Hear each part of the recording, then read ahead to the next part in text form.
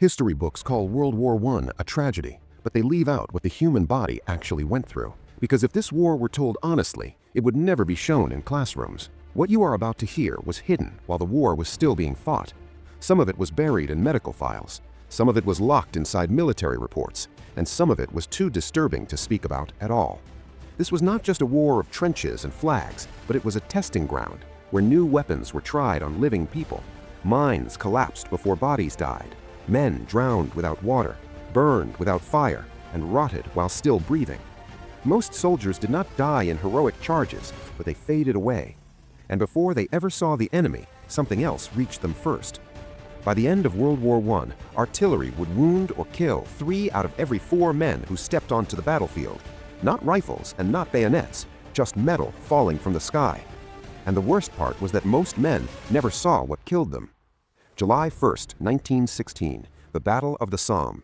For 7 straight days, British guns fired 5 million shells at German lines.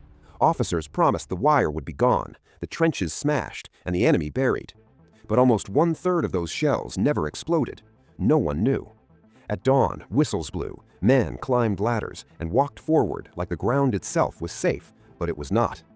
In a single day, 57,470 British soldiers fell. Almost 20,000 never stood up again. But by nightfall, the grass was gone, the earth was torn open, and the screams never stopped. When the Somme finally ended 5 months later, over 1 million men were dead or wounded, and this was only one place. But here is what history rarely says. Death was not always fast. Many survived the explosions and wished they had not. Because the shelling never truly ended. Hours became days, days became weeks, and men began to shake uncontrollably. Hands rattled, eyes stared through people, and some could not speak anymore. Others screamed at the empty air, and doctors gave it a name, shell shock. But they did not know how to stop it. By the end of the war, Britain alone was caring for 63,000 shattered minds. Historians believe 1 out of every 10 wounded soldiers suffered mental collapse.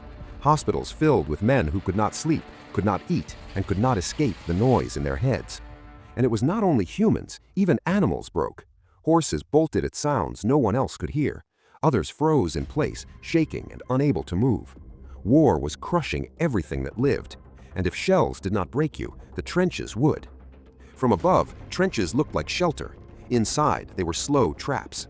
Mud swallowed boots and refused to let go. Water filled the floor, cold crept into bones, and feet stayed wet for days, then weeks. In the first winter alone, 20,000 British soldiers were treated for trench foot. Skin died, toes turned black, and legs were cut away to save lives. Across the war, 75,000 men died from trench foot complications, not from bullets, but standing. And the trenches were alive. Lice lived in every seam, rats fed on bodies that could not be buried, and disease moved faster than orders. Trench fever infected 800,000 British troops. Men shook with pain for months, and even some never fully recovered. Commanders feared sickness would destroy armies before battles did. The public barely heard about it. And then something arrived that silenced even the bravest voices, and that was gas. Yes, you heard right, gas. It drifted in without warning. Soldiers thought this was just smoke, but they were wrong. That gas was the combination of chlorine, phosgene, and mustard gas. One medical report described a soldier coughing up 4 pints of yellow fluid from his lungs over 2 days. Breathing became shallow, skin burned, and eyes blinded. It terrified everyone, because they could not see it coming, and there was no warning, just invisible death. One single gas attack released 88 tons of poison and disabled over 1,000 men in minutes. After that, soldiers slept with gas masks pressed to their faces.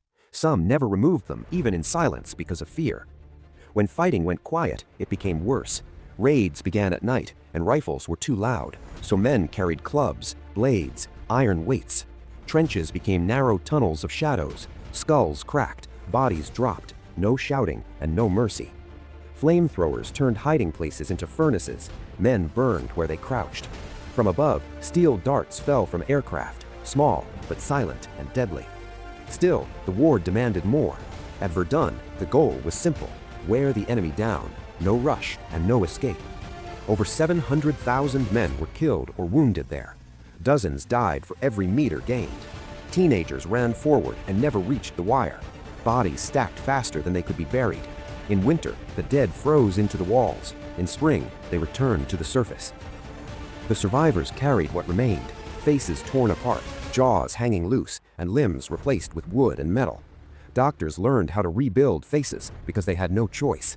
Blindness became common, pain became permanent, and the war still demanded payment. Animals paid for it too. By the end, 8 million horses and mules were dead, roads filled with bodies, disease spread through men and beasts alike. This was a modern war, not glory and not honor, industry meeting flesh. When the guns finally fell silent, the world counted borders and victories, but millions came home missing parts of themselves, and millions never came home at all. This is what the Great War really looked like. And the question that still echoes through history is simple. After seeing this, how did humanity ever convince itself to do it again?